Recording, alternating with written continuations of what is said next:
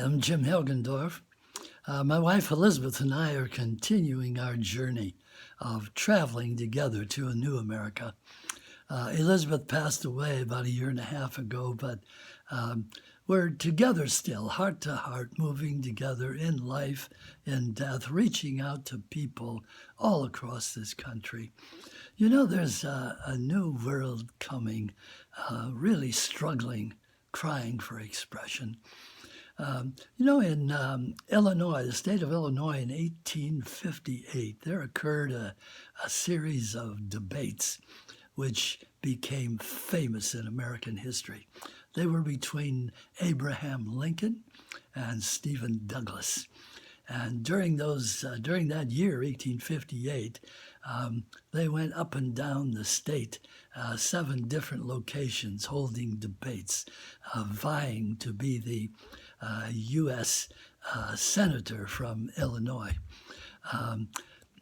Douglas eventually won this contest, but through these debates, Lincoln became nationally recognized and known. And 2 years later, in 1860, he defeated Douglas for the U.S. presidency.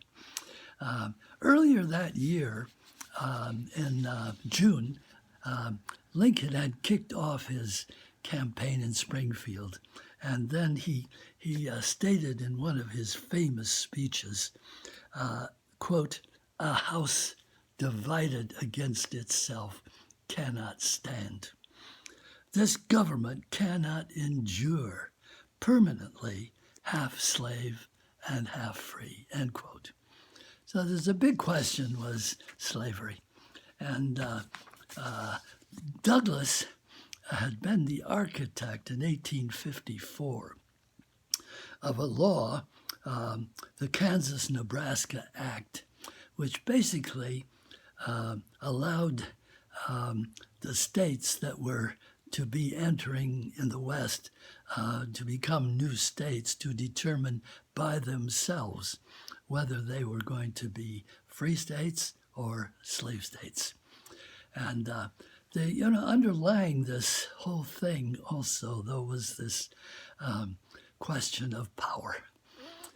Douglas argued that for states' rights, that the states themselves individually had the right to determine their destiny. And Lincoln, on the other hand, as far as slavery was concerned, was basically stated that only the national government could abolish slavery. This struggle that was taking place then, we're still experiencing this struggle. It's a struggle in our nation. We see it playing out in different ways, this struggle for political power and this struggle to suppress voter rights, this struggle which is now coming so much into our face about gun rights, where we have a vast majority of people in this country who favor some kind of regulation of these gun laws.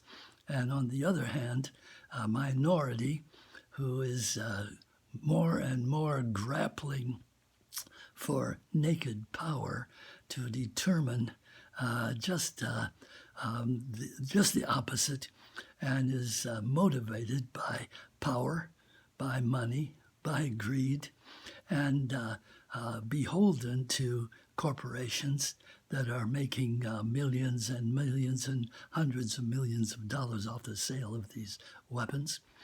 And so we see this struggle going on, and not only gun rights, but voting rights, the effort to suppress people's voices, the struggle for power to go back and take us back to a period of white supremacy, which is what it's about a lot, and to where we can go back to a better time, make America great again. Well, this America that was then struggling to come into expression, during these Lincoln Douglas debates was the same journey that we're taking now. Are we going to become a nation that respects all people? It advocates and makes sure that we have laws that protect all people and that allow people to exercise their rights of voting and hear their voices, and without power struggles to depress these. And so, this it's a larger issue too. What is America going to really be? Are we going to be a country that becomes the embodiment of these great principles upon which we were founded: equality, liberty, and recognition and of people's voices and compassion? Are we going to grow into this kind of country as a beacon for the rest of the world?